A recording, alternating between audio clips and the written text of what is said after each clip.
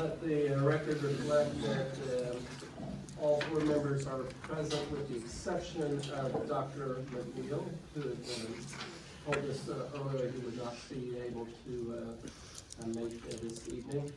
I'll entertain a motion for adoption of the agenda. So moved. Second. Mr. Reyes? Yes. Ms. Roman? Yes. Ms. McAdams? Yes. And the chair votes yes. Consent agenda. All of the following items, those items of routine nature, normally approved at board meetings, will be approved by one vote unless any board member desires to have a separate vote on any or all of these items. The consent agenda consists of the discussion, consideration, and action on the following items. That's items A through S. Move for approval. Second. Ms. McAdams? Yes. Ms. Overman? Yes. Mr. Reyes? Yes. The chair votes yes. Information reports. USPA report. UCTA report.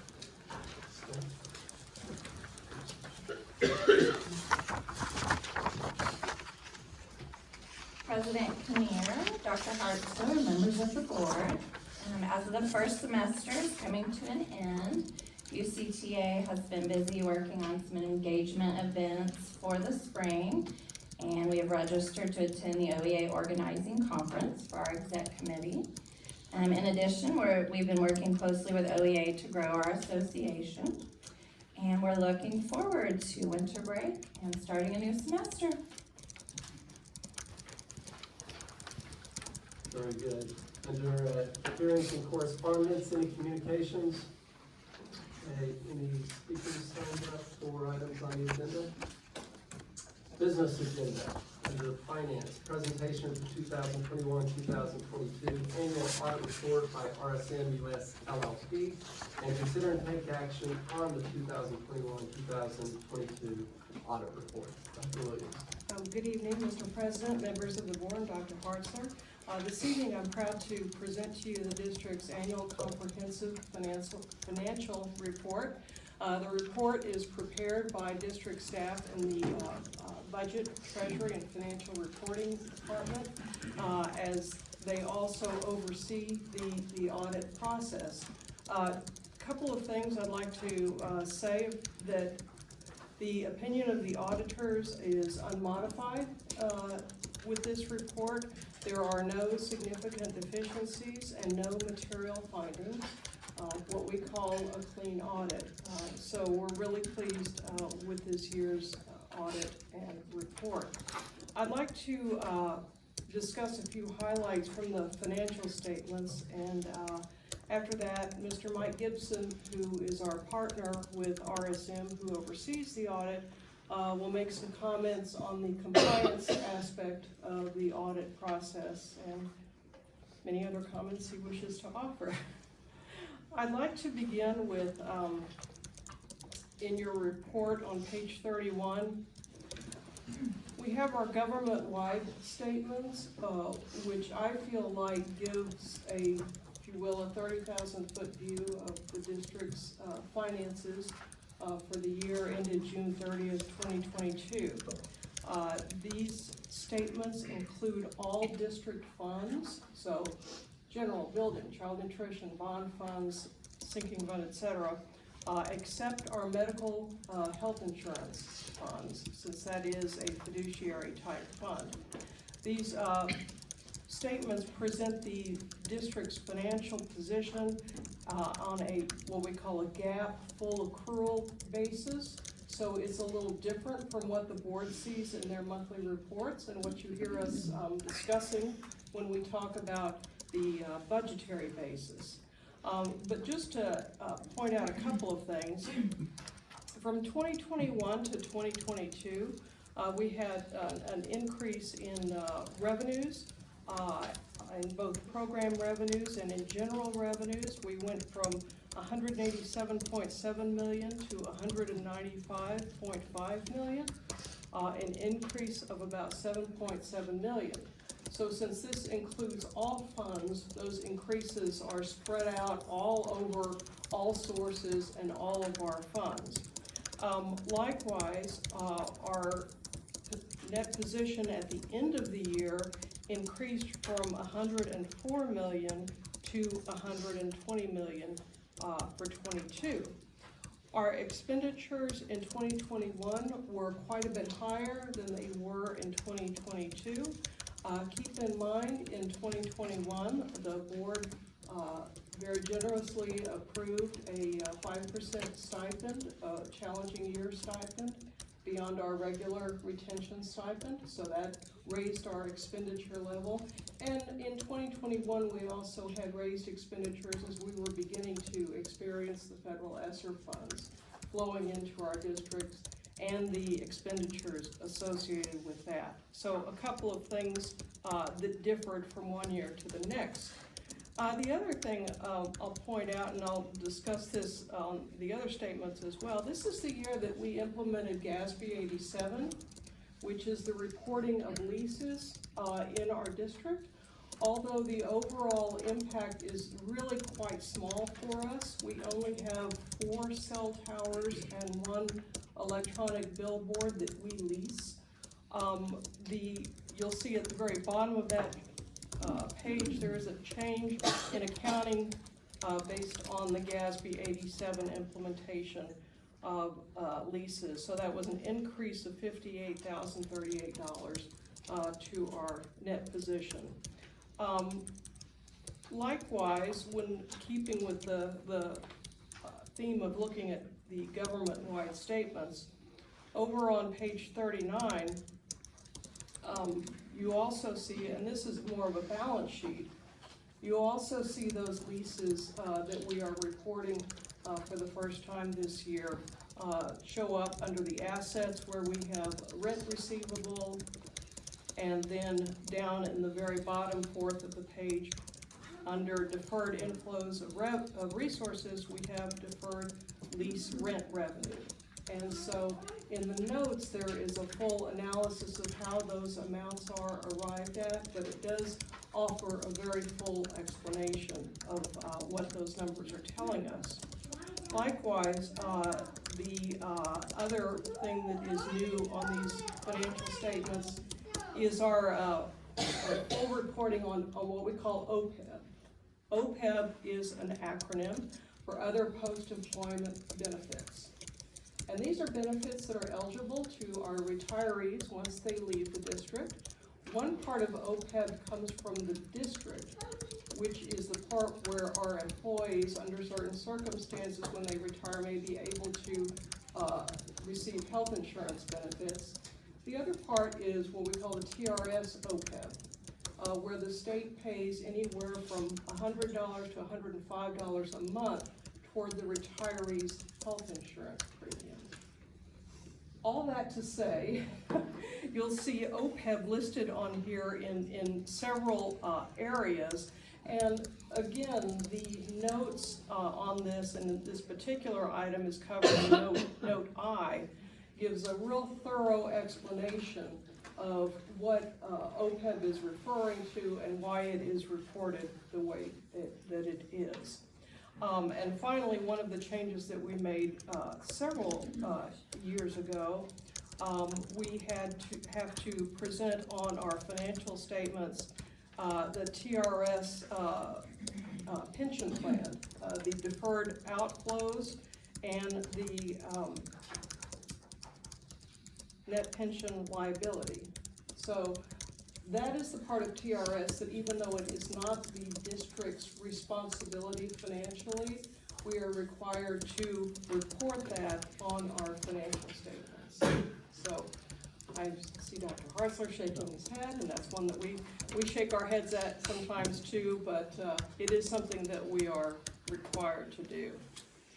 To illustrate for you the statement that is probably the most familiar to us is back on page 82. And this is the general fund statement, and it's prepared on what we call a budgetary basis. So this is not a GAAP full accrual statement.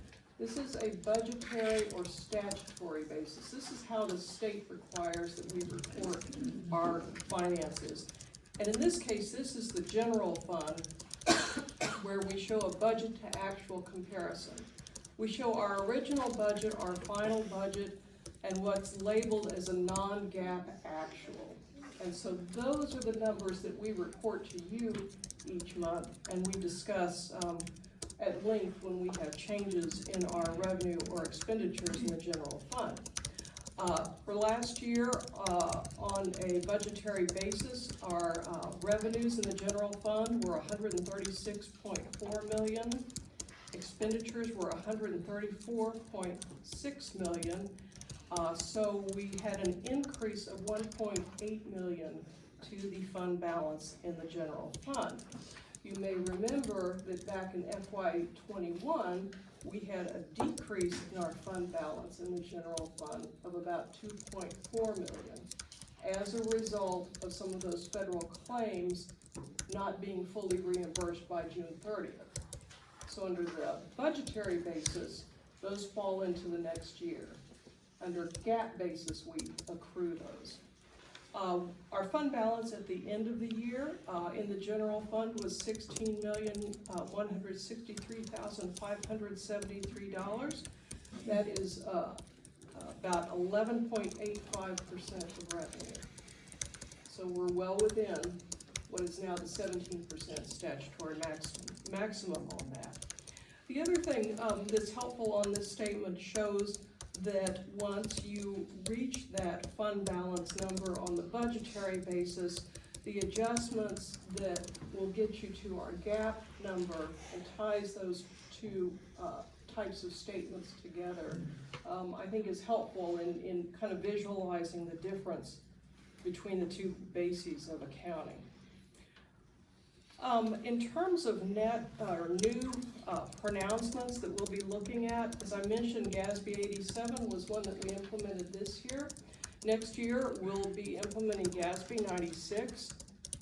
GASB 96 philosophically is similar to 87, but it applies to subscription-based IT agreements.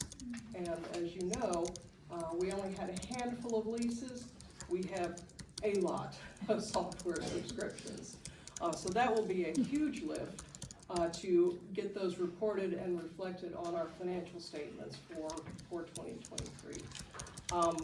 Likewise, there will be some other changes coming down the pike, some GASB statements that we will need to implement.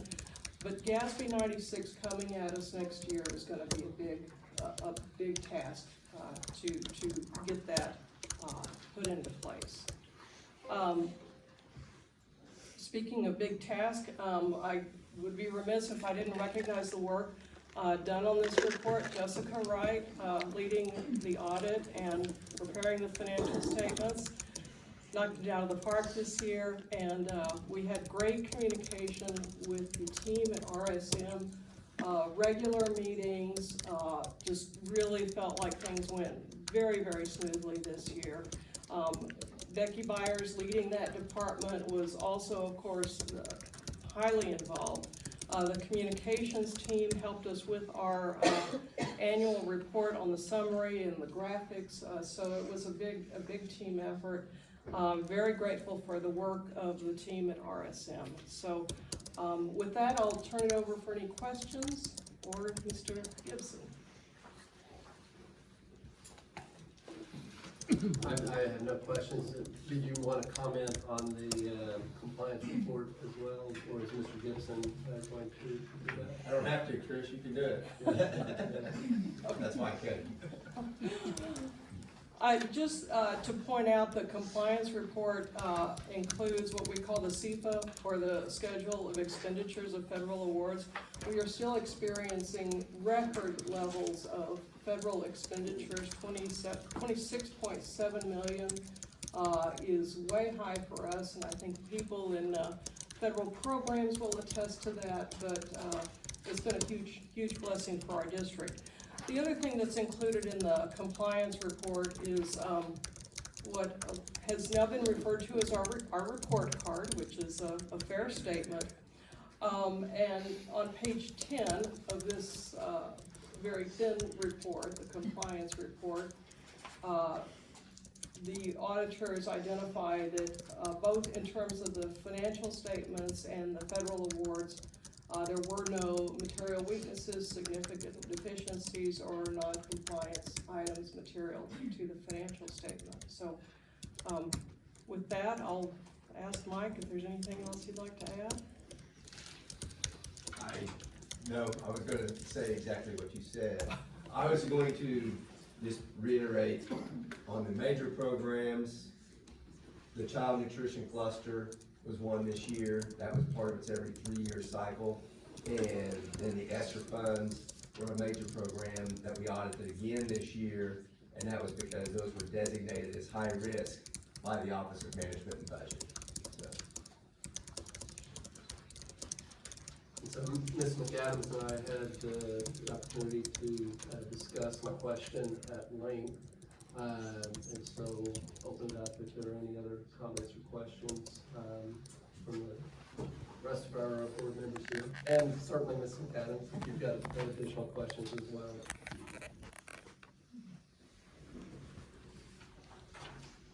So my comments would be, I don't want it to be understated how well everything went, based both on your team, Dr. Williams, and your team, Mr. Gibson. I've been around this place for a long time, and I believe as far as efficiency and effectiveness goes, I saw the best coordination and collaboration, at least in the time that I've been here. I think it's important to note, I mean, you've got to do this on a state basis as well as a gap basis.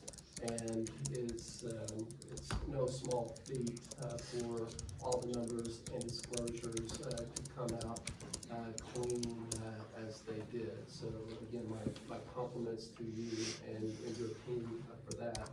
And I don't want to dismiss, even though in thickness, this is a very small report. This is the heart of the matter right here on the internal controls. And for it to come out as well and as clean, again, that's no small feat and a testament to the type of program that you all are running. So all the comments that I have, with that I would entertain a motion to accept. Is that so a motion to accept the audit reports as presented? So moved. Second. Ms. Romerman, Yes. Ms. McAdams, Yes. Ms. Reyes. Yes. The chair votes yes as well. Thank you.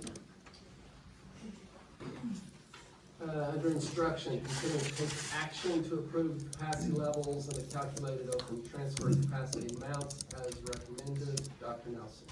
President Kinnear, Dr. Hartzler of the board, recommend that the board approve the capacity levels and the calculated open transfer capacity amounts by school and grade level for posting on the district website. This is starting to be a little routine for us. So using similar capacity levels, we've calculated that again for this quarter.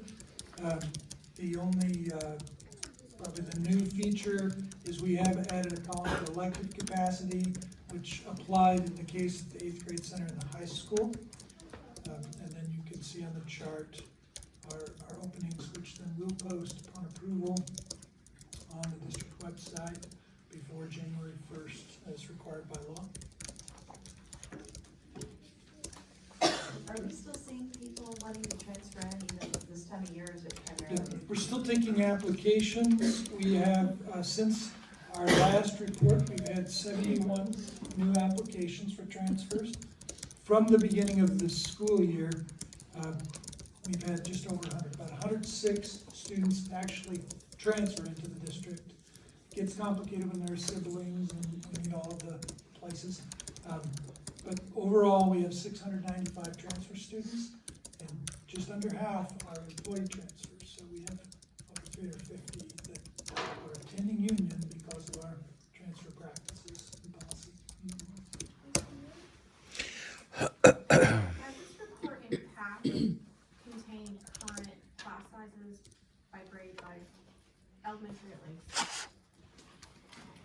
Did we, am I making that up? No, but what you see though, in the case of at the top of the chart, it shows the capacity limits. So But when, sometimes their current classroom size is considerably over that. I just wondered, did we used to have that? in some cases, not on this particular report, that would be on a class size report that probably look more like this with each of the classes. Yes. Yeah. We don't include it with the transfer I know that's report. not included for, statutory purposes for this report, but I just thought you'd given that to us just as a FYI, so we know what our class sizes are already.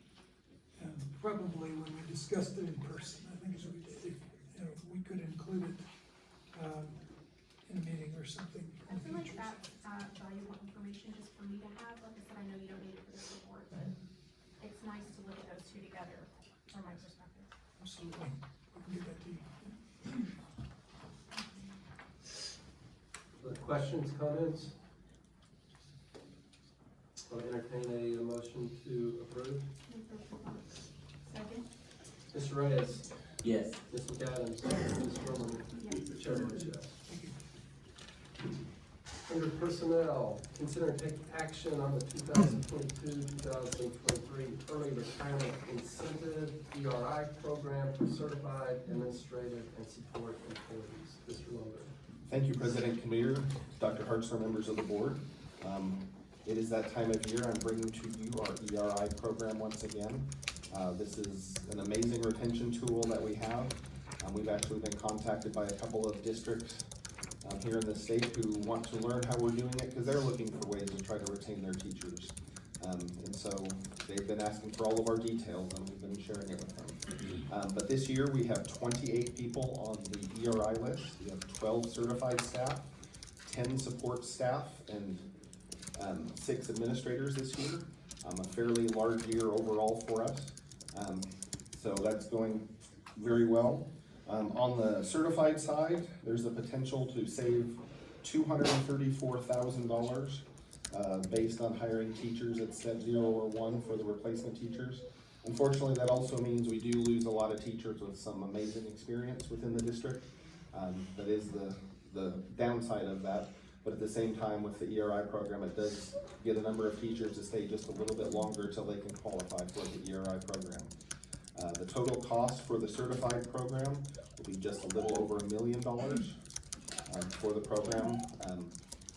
So we will save that $200 and some thousand potentially though on top of that with the new hires. The support program for this year, the funding for it will cost $195,000. And also in your packet, it does have the look back to the previous years.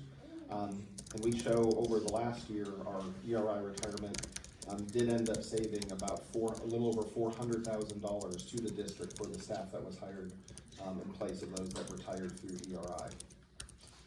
So if there's any other questions, it's been a great program for the district over many years. I know a number of people look forward to it in the future. Not looking at anybody in particular. Well, I appreciate the way you couched it in terms of its value as a retention program. And yes, there may be some side benefits of the costs of future years. But first and foremost, I've come to understand and appreciate the value of this as retention. So I appreciate you highlighting that. Questions, comments? I guess what happens if we say no? I'm ducking, I'm just gonna tell you that. Second. Ms. McAdams? Yes. Ms. Roman? Yes. Mr. Reyes? Yes. Chair votes yes.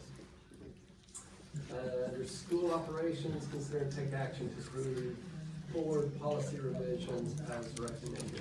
Dr. Watson. Thank you, President Kinnear, board members. As you all remember, last month I presented to you some proposed board policy changes and we put them out there for review on the website. I have not received any feedback at all from the public or staff on those proposed changes. So this evening I would recommend to you that you adopt them as they were Move for approval. Second. Ms. Romerman, Yes. Mr. Reyes, Yes. Mr. Adams, Yes. Chair votes yes.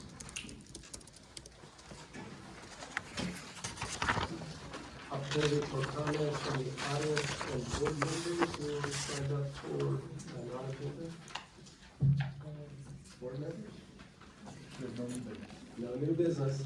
No new business. Well, I'll just make one comment, and then Dr. Parks will allow you. First of all, I'm very surprised, happy to see you, but very surprised to see you here tonight. We are honored that you are going to be honored tomorrow with induction into the Missouri Sports Hall of Fame. Well deserved.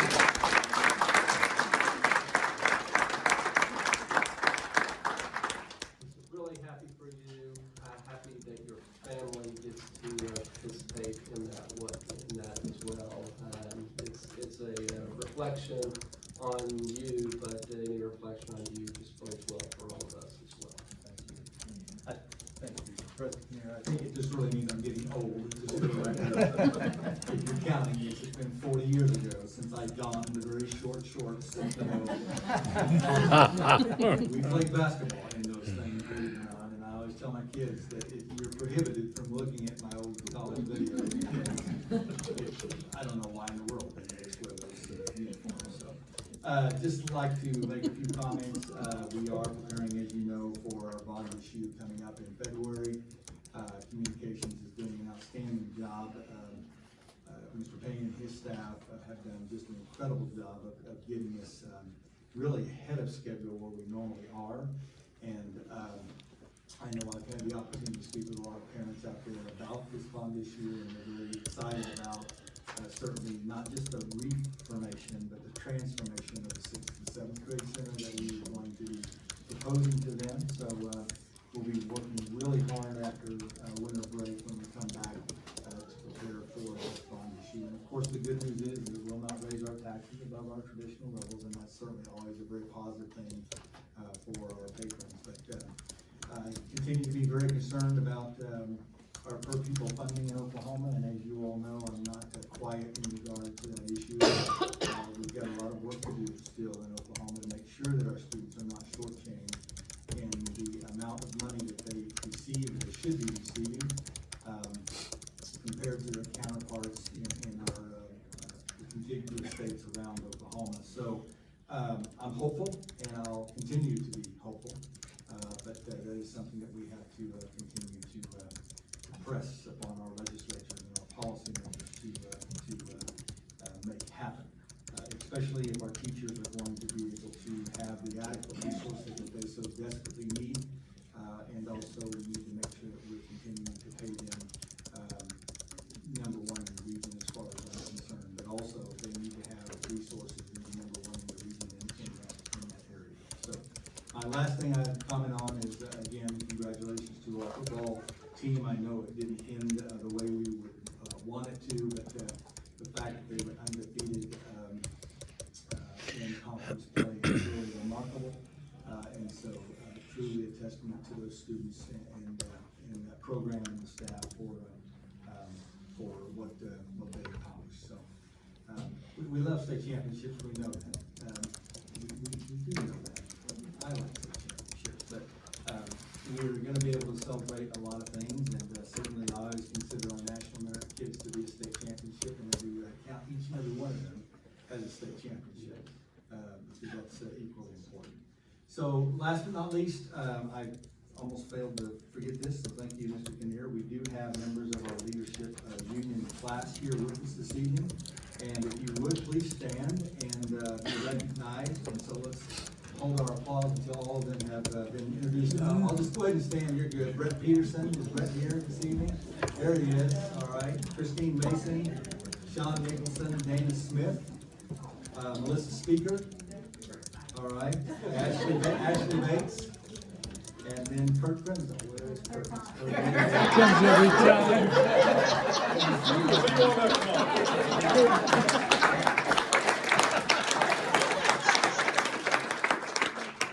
Well, just for the record, who was your coach at one time in your career, Kurt? That was, My basketball coach? Yeah, yeah. That cut me from the team? okay.